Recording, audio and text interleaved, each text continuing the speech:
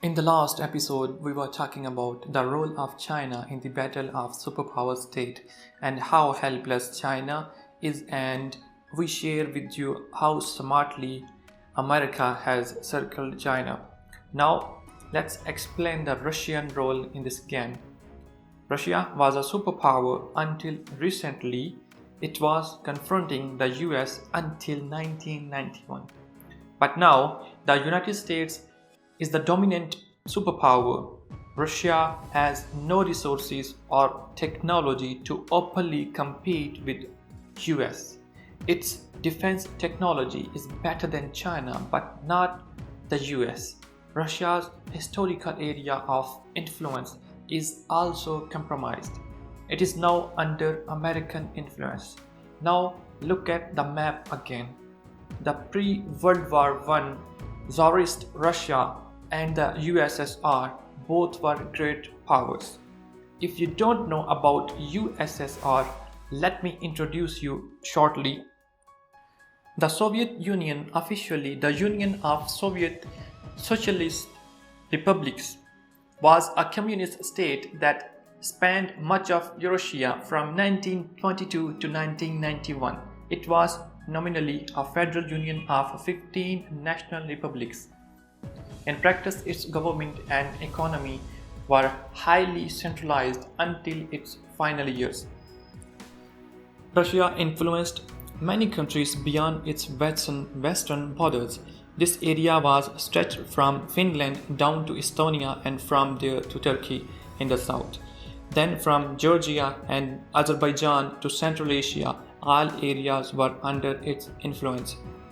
Even its regional orders was even extended to the Sea of Japan, but now all the Eastern European countries are not allied with the US. Because these countries are afraid of Russian aggression, all these countries, excluding Belarus, are now members of either NATO or the European Union. Afghanistan and STAN states, and even the Sea of Japan, is free of Russian influence. Russia is now ready to go to any length to restore its area of influence. It has no other choice.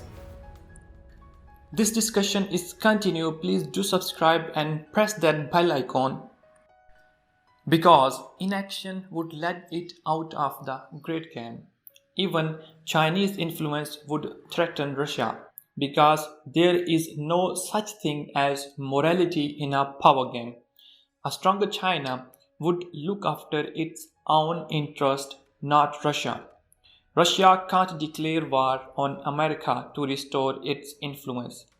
It is using its most powerful and terrifying weapon. That weapon is a cyber attack. Social media propaganda is part of a successful cyber attack. Russia used it to support Trump in 2016 US presidential elections.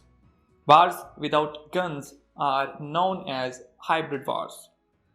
In hybrid wars, powerful countries promote stupid people to key positions in their rival countries. This is an age of social media, and the economy is also connected to it.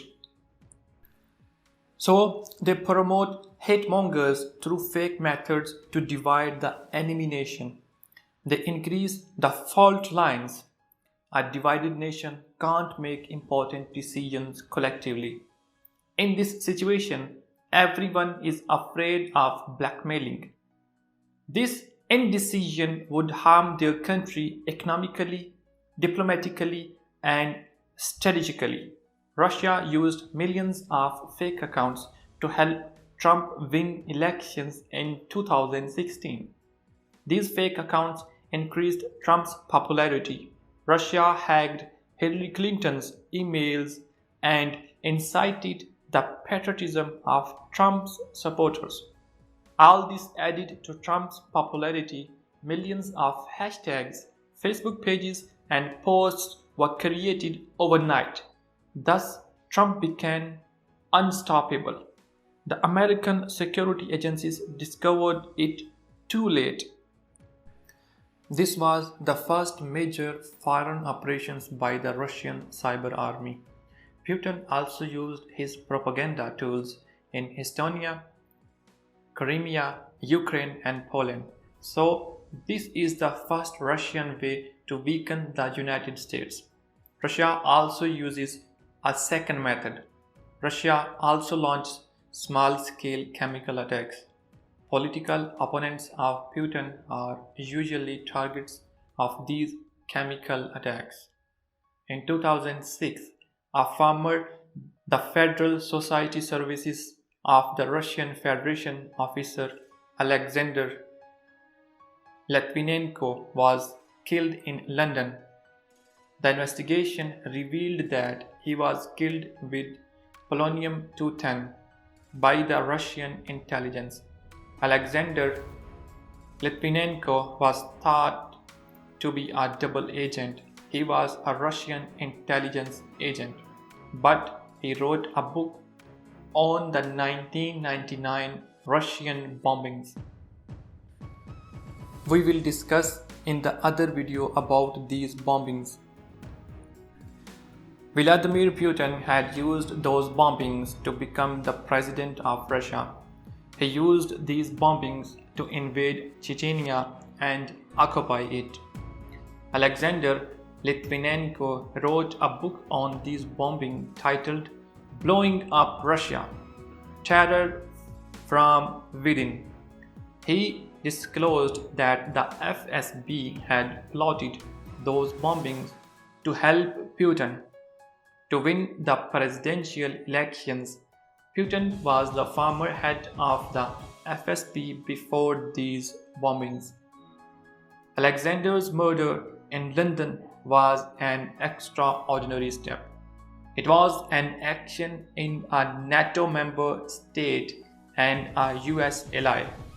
It showed that Russia won't forgive its double agents. Even the United States and its allies can't shelter them. But there was another twist to the story. We will share you in the next episode.